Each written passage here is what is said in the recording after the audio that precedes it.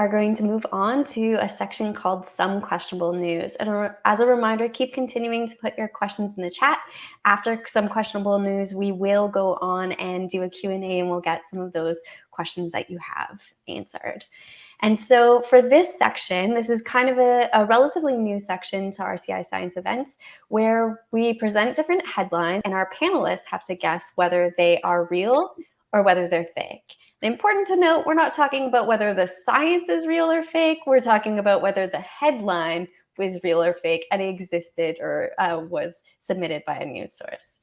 So with that, we also like to encourage the audience to play along. So there should be a poll going on. A new function we're just trying out is a poll through YouTube, or you can also submit your answers in the chat and try to guess whether these are real or fake.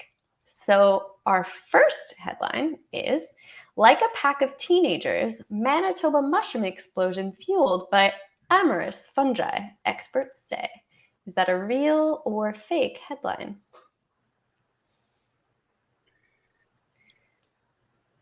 JP or Jessie, anyone brave enough to take a guess? I'm going to say real in that I don't think they mean explosion like fire explosion. I think they mean like a lot of growth of fungi. So I'll say real.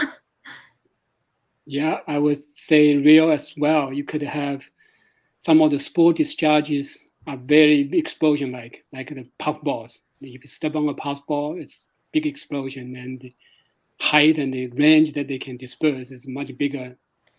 If you take the size into proportion, that's a real explosion. Well, great job. The answer is it is real. The audience had a 65% thought they were fake. So good to know. I definitely thought this one was fake, but it is about how this year there were heavier rainfall in Manitoba, and this encouraged more mushroom sprouting. And like JP said, these produce spores that disperse and reproduce and can cause that kind of sensation of explosion. So let's try ourselves with the second one. This headline is, Fighting Fungi with Fungi, Treating Athlete's Foot with Competing Fungus Shows Promise as Topical Treatment. What do you think? I definitely think it's real, as someone who looks for small molecules secreted by microbes that grow along with other microbes. JP, what do you think? It's a promise, shows promise. That's true. But I don't think, as far as I know, probiotic treatment has been used for treating athlete's foot. So that is, so this one is actually fake, so well done. 76% of the audience thought it was real. I definitely also thought it was real. It sounded like the type of thing that would be cool. And as we know, like Jessie said, we often use these byproducts of fungi to treat different infections. Was that right? Yeah, you were right. Congratulations. And congratulations to everybody at home who was right too. Okay, so on to our last one. Scientists say astronauts should take psychedelic mushrooms in space. Real or fake? Should. It would be an interesting experiment, so I'll say real, depending on who the scientist is. I think it's fake because we really don't have a good clinical data yet for any of the psychedelic mushrooms. We have them treating certain mental diseases, but not for, say, what the symptoms astronauts would experience. So I think it's fake. Okay, and the audience, according to the poll, 52% of the audience believe it's fake as well. But I have to say, this is real. This was a real headline, not necessarily real data, but this was an idea from Paul Stements that suggested that using psilocybin, an active ingredient in psychedelic mushrooms, could help with mental health of astronauts. And I agree. There's a could, not the should. But it was also part of a larger discussion, just like Jessie had mentioned, about how mushrooms could be used in space to build different materials and things like that. So well done to everybody who got some of those answers right? Because that was really tricky.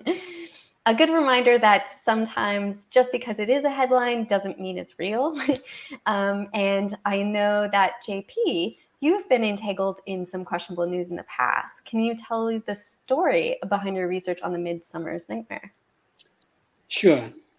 So as I mentioned in the presentation, that it took a long time for the Chinese Center for Disease Controls from the local to provincial to national level to try to figure out the cause. And they could not solve it. And finally, they invited epidemiologists from Europe and from the US CDC. And what they found was the people who died recently had remains of that mushroom, little white mushroom.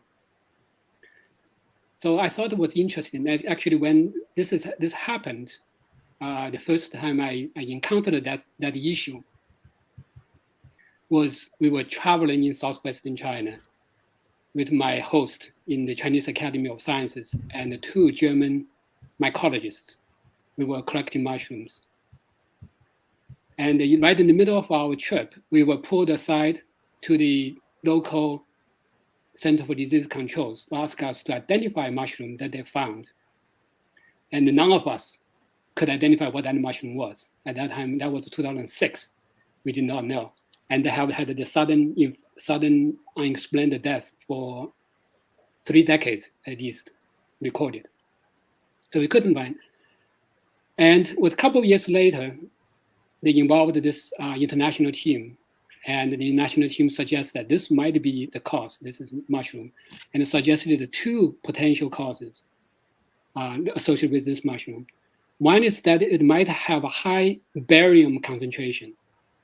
So barium is a metal, and barium in certain forms, like barium chloride, has been found associated with sudden cardiac arrest.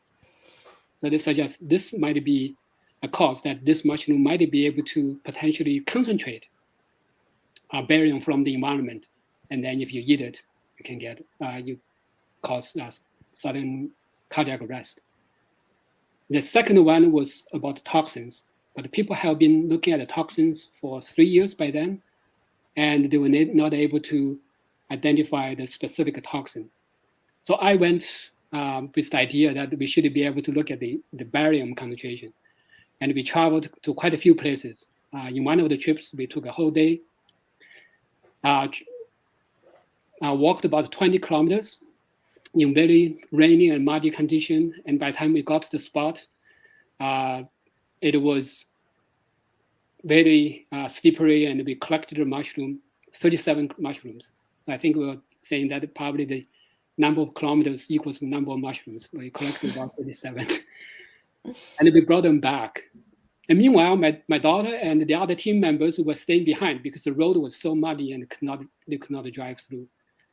They found a bunch as well. And we then took those mushrooms and analyzed the barium concentration. And we found that the barium was not the cause. So we wrote this paper up, and it was published in Applied and Environmental Microbiology, and generated quite a lot of news. So they included CBC and the Hamilton Spectator. So we said, barium is not a cause of the death from this mushroom, but instead what they reported was that scientists debunked the news that the mushroom was the cause of the sudden death. So, I was explaining when I was talking with them very clearly. Say, no, we did not exclude this mushroom. We exclude the barium in the mushroom as the cause. Yeah, so interesting how even, when talking to journalists, even how those messages sometimes get misconstrued. Great. Thank you for sharing that story of how these questionable news kind of happen. So next we have, I know we're over time, but we're going to keep going. And if anybody needs to leave, you can watch the rest of the video later.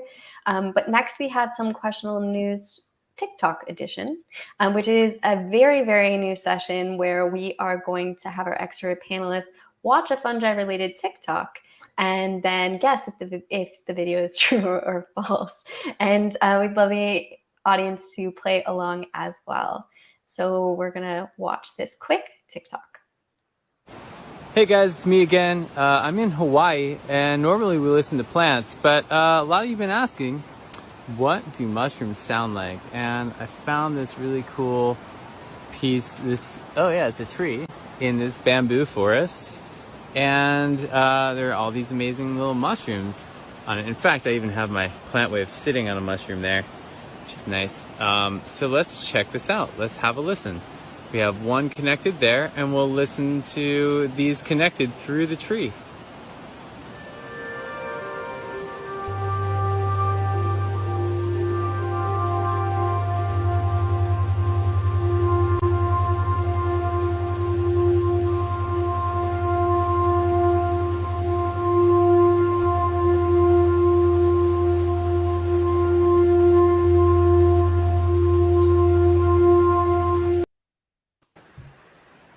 So obviously we weren't making a fake TikTok. So the video itself is real, but the question we have for our experts is this actually how fungi communicate?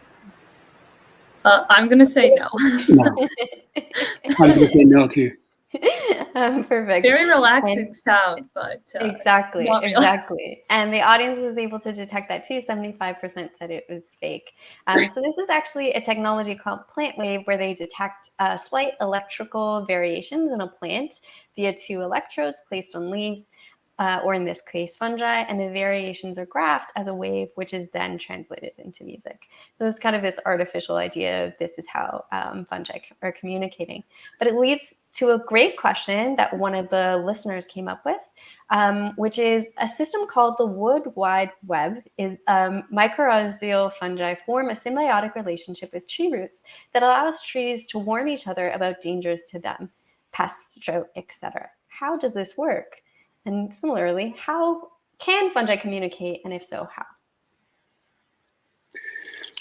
Jess, you want to go first, or you want me to? You go first, JP. You got this.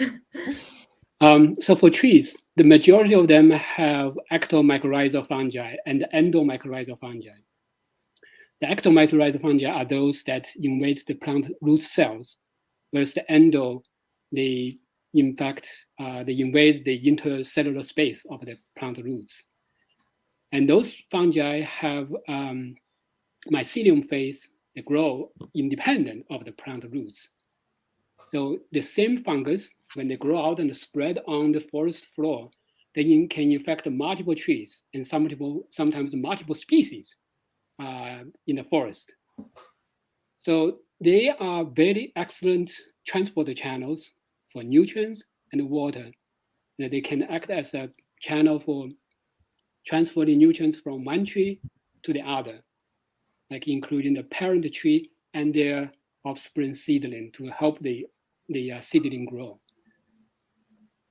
That's one of the mechanisms that they can help each other, and they can sense the stress that the host plant is suffering based on the nutrient that they are synthesizing, the water level, etc. So they can act as a buffer to adjust the nutrient, water, mineral, etc. in the forest. So it's a very good term. Thank you for asking that question. The wood wide web in the forest. Awesome. Yes, I think that's a perfect way to debunk that they are communicating, but not in the general way that you think they're communicating. They're communicating by sending water and different kinds of small molecules and things like that. Yeah. Great. So again, the audience, continue to feel free to submit some questions. We're going to take some of the questions that people have submitted already and present them to our panel.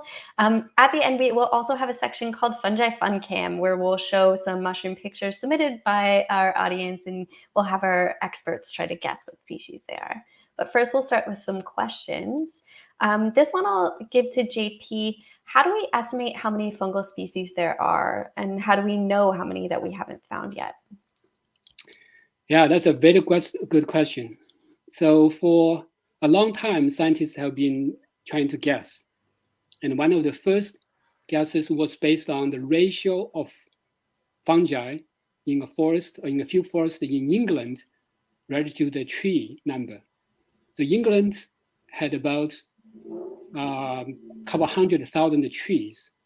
And the fungi that they were able to identify over there in those small forests was about 1-to-6 ratio. So they think that every tree that they find will probably correspond to 6 different fungi. So they said, okay, at that time, well, even now, the global tree species is about 400,000. So they estimated that probably it's about 1.5 million. So that was the earliest estimate, is the ratio of plants to fungi. But more recently, we have more data from global surveys instead of just England. And we have new techniques called metagenomics that allow you to directly sequence what's in the different environments. And there have been a lot of metagenome sequencing, although most of them are for bacteria, but many of them also have fungal data based on specific sequence called internal transcribed spacer region. And based on the diversity of sequences, unique sequences that you find in the different environments, then you can estimate the number that are likely present in the world that based on that sequence. And depending on the assumptions, so which environment you have sampled, how representative they are, and how the species concept you use to define how much ITS sequence difference you're going to use to define the species, then the range can differ very broadly. So as I mentioned, there's 700,000 to over 5 million, and some of them even higher number. And that's, yeah. So just want to bring up very quickly that there's a lot of debate about what should constitute a fungal species. And there's no consensus among fungal biologists. So what should be a fungal species? Exactly. I was thinking about that too when I think about the Great Potato Famine and how that was caused by oomycetes, which are not considered to be fungi, but they used to be. And I remember when I learned that, I was like so surprised because I'd always thought it was fungi. So there's these concepts that definitions change and debates in the community and things like that change all the time. Or slime molds. When you find slime molds in the environment, they look like fungi a lot of the time. So even I get confused sometimes and then double check that it's a slime mold. For sure. I have a question for Jessie from the audience. How are fungi being used to turn crop waste into bioethanol? Yeah, that's a great question. So this is also covered in the State of the World's Fungi, fantastic report. So I think kind of the traditional way is that yeast is used to ferment. In the past, it was actual crops, so things like maize and corn, ferment it into ethanol that can then be added as a fuel source, as a biofuel. But now they're working on like the second generation of this process, where now they can take basically waste from agriculture. So things like stalks and straw and other parts that we don't consume, and ferment that into the ethanol to be used as a biofuel. And that's hopefully going to be a more sustainable biofuel, since we're not taking crops we would normally be eating and kind of looking at agricultural waste instead to be turned into biofuel. Awesome. And another question from the audience: what about lichen? Are fungi involved in lichen, and if so, how? Do you want to answer, JP? Or I can, I don't care. No, you go ahead. Okay, well, I mean, I probably know less than you, but yes, lichen is a symbiotic relationship between fungi and cyanobacteria or algae. And so basically the algae kind of live in these filaments that are produced by the fungus, and then they create these very interesting and diverse like macro structures that we can see, but it's a symbiotic relationship between two microscopic fungi. Or fungi and algae. Anything else you want to add to that, JP? Sure, yeah. Lichen is a very interesting case in that they are quite often the pioneer organism, pioneer symbionts in many of the novel barren ecological niches, like in deserts, in the Arctic, and even on some of the trees. They would develop by hanging on the trees. So they are very interesting organisms. Great. Another question from the audience: are any of the fungi mentioned today, do they have psychedelic effects? And that might be a good question for JP because you showed the most different kinds of mushrooms. Yeah, so the ones that I showed on my slides, none of them are known to have psychedelic effects, but they are some of the ones with psychedelic effects, which there are about 200 of them, 200 species, and distributed all over the world. Some of them do look like the ones that I showed, but not the ones that I showed. And one of the fun facts on the psychedelic discussion is relates to a question that somebody else had about how the zombie fungi affect the insects. And new studies are showing that the fungi actually prepare or make different kinds of small molecules that then can affect the insects. And in some cases, they have found different psychedelic molecules that the fungi are making inside those insects, and that could be one of the ways that it's controlling the insects and turning them into zombies, which I think is really cool. I should add, if I may, that some of the fungi are very expensive. The mushrooms are very expensive, like the truffles, the morels, the matsutake, etc. They are expensive because of the cultural value. Quite often, it's not because of their nutritional value. For example, Japanese like to have, buy one mushroom, they would cut one slice for one meal for the whole family to share. It's just a cultural tradition. And the same for truffle in Europe, the black truffle or the white truffle, in that it's the smell that the sensation that you get.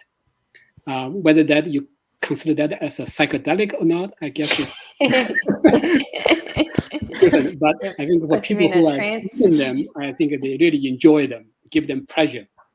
For sure. And I'm definitely one of those people who loves the taste of mushrooms. I know that lots of people don't, but they provide me lots of joy. Another question: several types of fungi have been discovered that break down plastics. How can these be used to clean up landfills and the ocean, and which ones are best suited to that task? Jessie?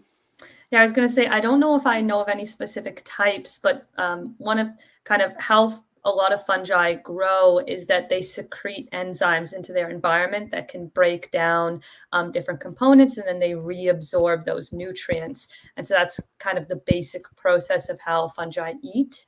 And so a lot of scientists and research has gone into discovering whether or not fungi can break down things like oil, plastic, garbage. And yeah, as far as I know, there are mushrooms that are being used for like remediation of oil spills and for breaking down of plastic. But I actually don't know of any specific species off the top of my head. I don't know if JP does. So those plastics or artificial chemicals, what they call the xenobiotics, quite often they are long polymers and very stable. They have those phenolic chains with chloride and other kind of chemicals associated with them to enhance the stability. And that's one of the reasons why we use them. So because of the stability, most of the enzymes that we have in the environment cannot really break them down, because it takes a lot of energy to break those phenolic rings. But fungi, there are several groups of fungi that are known to be very good at using stable compounds as the energy and the carbon source. So the white rod and brown rod, for example, those fungi, they have a very active oxidizing enzymes that can add oxygen or hydroxide to those rings. And once you start adding those oxygen or hydroxide to the rings, they become less stable.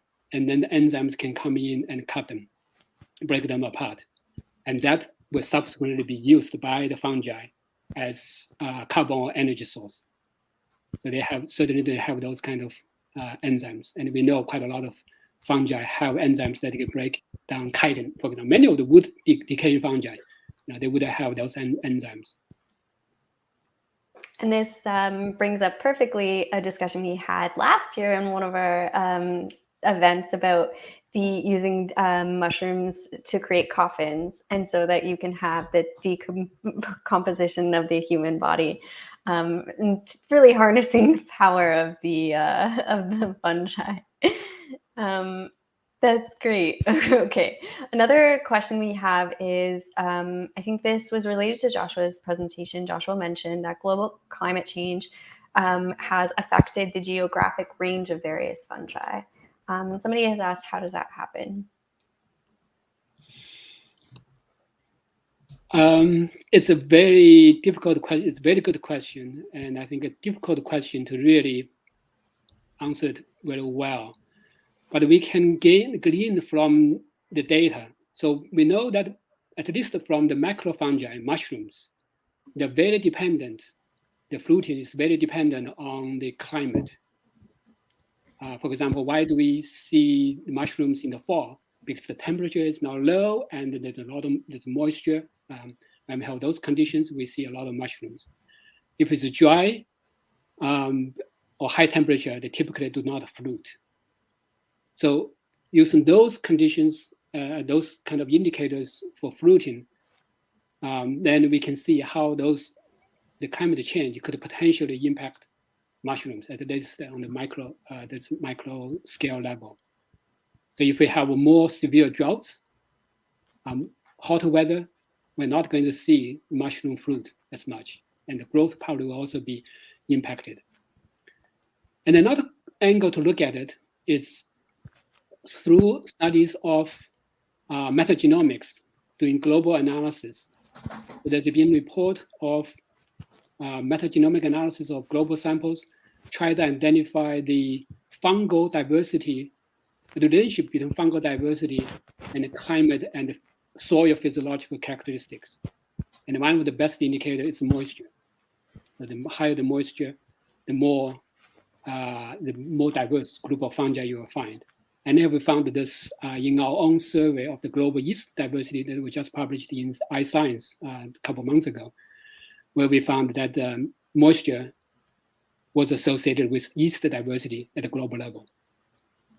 So when that distribution changes, the moisture level changes, we're going to see the changes in fungal diversity. And the third level to look at it, the third angle to look at it, is through analyzing the altitudinal distribution of fungi along, in a mountain, in a big mountain. So southwestern China, that I have been doing some of my field work, my collaborators have been looking at this distribution from as low as about 200 meters above sea level to like 4,000 5,000 meters above sea level, all in one mountain. And you can do this kind of survey to look at year over year how the fungal diversity has changed. Then you can gain a little understanding of how the warming trends would impact those. And we have seen some of those evidence of changing distributions of the mushrooms on those gradients, altitudinal gradients. Great. And, my PhD research was about how temperature affects the traits of fungi as well. And we find with fungal pathogens, many of them, elevated temperature actually affects its virulence traits and enables them to be able to cause disease through those virulence traits. So there's lots of ways that temperature can change these fungi, as well as, our body is 37 degrees because it's able to, one of the things about our body being 37 degrees is it's able to kill off a lot of bacteria and fungi who aren't able to grow at those temperatures.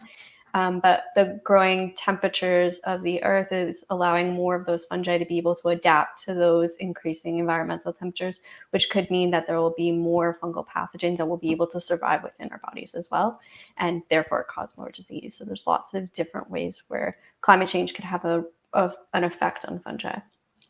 Yeah, I just attach along because Joshua is not here. he talked about the Candida auris. So one of the hypotheses about the sudden emergence of multiple clades. So Candida auris is divided into 5 clades, and within each clade is very clonal. They are all very genetically very similar to each other. So the reason why there's a reason for sudden emergence of multiple clones of this species in the hospital environment, and causing very high mortality rates. So earlier this year, my colleagues and I, in our group, identified for the first time of environmental reservoir for Candida auris.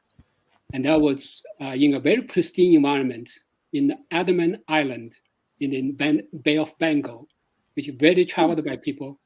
Over there, we found Candida auris. And we also found a multi-drug susceptible strain, as well as multiple drug resistant strain. And the drug resistant strain was genetically very similar, only different at the whole genome level by 1 nucleotide, to a strain that they found in the hospital in India, in the mainland India. And this definitely lends support to this global warming hypothesis in that the fungus are in the environment, they are in the marine environment, they have to have many of the stress responses in the environment to deal with those environment. And that same kind of stress allow them to survive in hospital environments, including some of the disinfectants that will apply to them and some of the drugs. So they may share very, very similar pathways to the drugs that we use to kill them.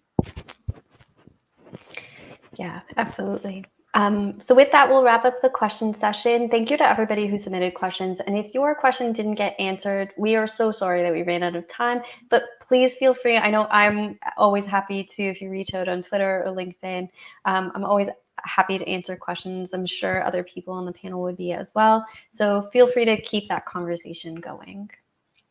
With that, we'd love to switch to our last session, which is the Fungi Fancam. We are so lucky that we have some pictures here of different fungi, and we want to ask our experts if they can identify the species. Now, we don't actually have an answer because you're the experts, and so we'll take your word or we'll take your advice on this. And we'd also just love to know what you think more about this. So we'll get started. Any ideas about what this fungi is? I will say, as I'm a mycologist who knows nothing about macro fungi, I only know about the micro ones, so I will not participate, and I'll leave it to the two of you. I think this looks like a turkey tail, Trainees versicolor. It's very common in Southern Ontario. But that would have been my guess, but it's a little hard to tell. You often find them growing on dead logs, dead stumps, and very common in Southern Ontario. If you Google turkey tail, you can see like different stages of maturity, and they can be really cool and kind of colorful as they get larger. Great. Okay, and we'll move to the next one. The location of where they was found or on the bottom? This is good. We've got one. Okay, so I'm not going to know the exact scientific name. Maybe JP will, but this is a coral, which is one of my favorite types of fungus. Also pretty common in Ontario as well, and throughout Canada. There's different types of coral, and they're named like that because they obviously look similar to coral that you might find the sponge that grows in the ocean. But JP, do you know? Yeah, coral fungi are largely, most of them grouped into one genera. It's called the Ramaria. And the classification within that group is really not very well defined. But it's the company called Ramaria. It's awesome. Coral mushroom, yes. And a reminder that the audience is welcome to play along too. We want to hear your guesses as well. Okay, this next one. That's a good one. This is Russula mimosa. If it's found in North America or Europe. If it's found in Southeast Asia, it's called Russula grisio canosa, because I worked on this mushroom. It's very bright red. There's actually a story about this in Southeastern Asia and Southern China. this mushroom is harvested, dried, and sold as a gift to people who have just recently given birth. And the superstition is that the red color symbolizes the blood, in that when you give birth, quite often they lose a lot of blood. And by giving the woman, the mother, this mushroom, to help, the thinking was that it could help them replenish their blood because of the red color.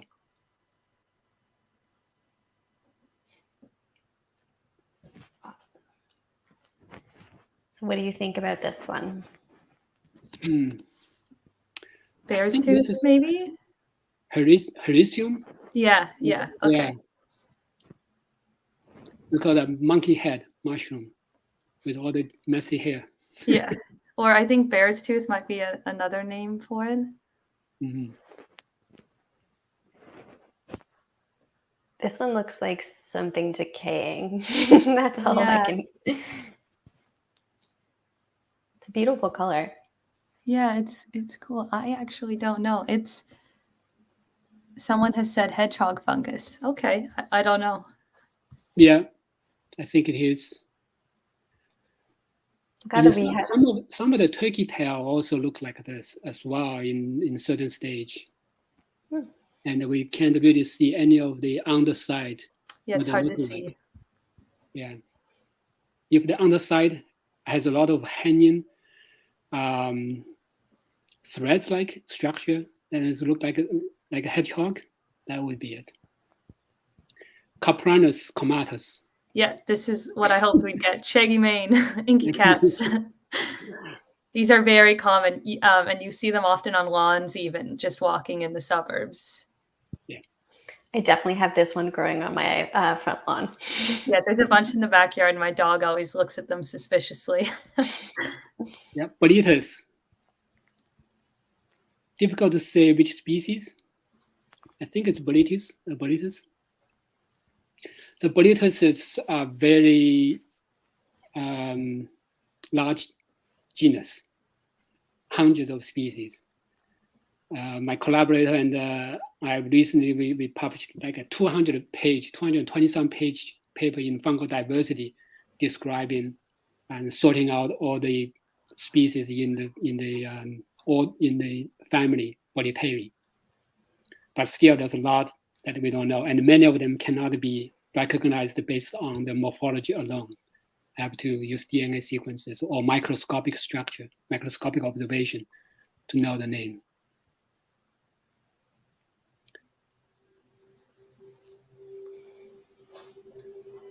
And I think There's definitely some sort of amanita on the right-hand side. Yeah, the right side is Amanita muscaria. The left, I think, looks like a turkey tail. Yeah. Chamaetes versicolor. We're really having a hard time stumping our experts. You are both doing so well.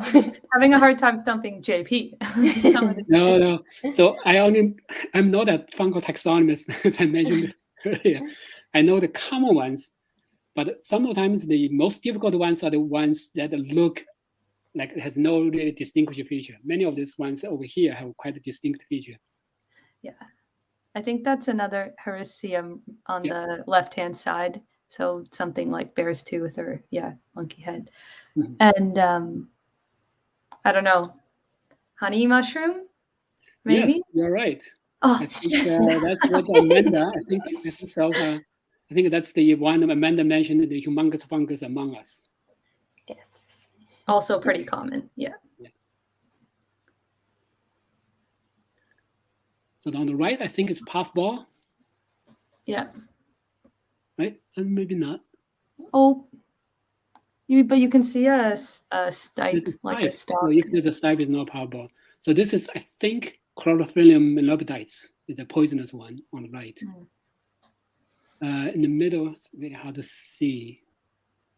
Could it be? It's also hard to tell if it's purple or not. If it's right. Could it be a Lactarius? Oh, like a milky cat? Yeah. Maybe. if you break it and have a milky substance, that could be. Those are my favorite when you see the videos. For anybody who likes looking at mushrooms, please explore Fungi Twitter and Fungi Instagram, because there are so many great accounts that show really good ones. And I love seeing the ones, but when you cut them open, it looks like they're bleeding or that they're dripping. Latex. Yeah, there's so many cool different kinds. So I think this is a great way to start and say, I think from all of this talk about mushrooms and how pretty they are and all of the cool things that they do, many people might be into and getting excited to try foraging. Do you experts have any advice for people who are looking to get started in foraging, what they should look out for, and any tips? Yeah, I have 2 slides that we can touch on, and then maybe JP can add to those if we look at my screen again. So I know JP touched on this briefly, but I just wanted to reiterate that foraging can be a lot of fun, but it can also be very dangerous if you're not 100% certain of what you have identified, or if you're not with an expert. It can end, unfortunately, very poorly. In Ontario, we don't often think of dangerous, toxic species. We often think that that's in kind of lands abroad, but even commonly in Ontario, we can find on the left-hand side here the destroying angel, this species of Amanita bisporigera. And this is commonly mistaken for species such as the horse mushroom or the meadow mushroom, especially with people who are just beginning to identify and forage mushrooms.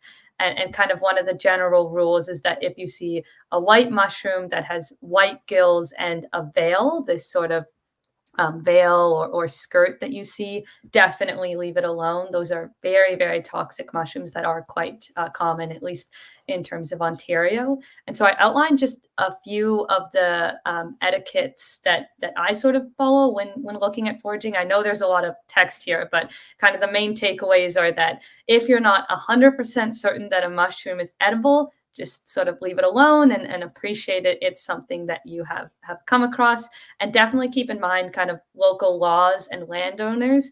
Private land and trespassing is not good when it comes to foraging for mushrooms. Unfortunately, another common etiquette is that a lot of mushroom foragers don't necessarily want to be asked where their special spot is located. People can kind of bristle at this, so sort of respect that very experienced mushroom foragers may not be willing to give up their prime locations. Some of my common kind of tips are to bring a small knife with you. Depending on who you're with, cutting mushrooms can help you with identifying them. But it can also help you determine whether or not the inside might be rotten or past its prime and not ready to be eaten.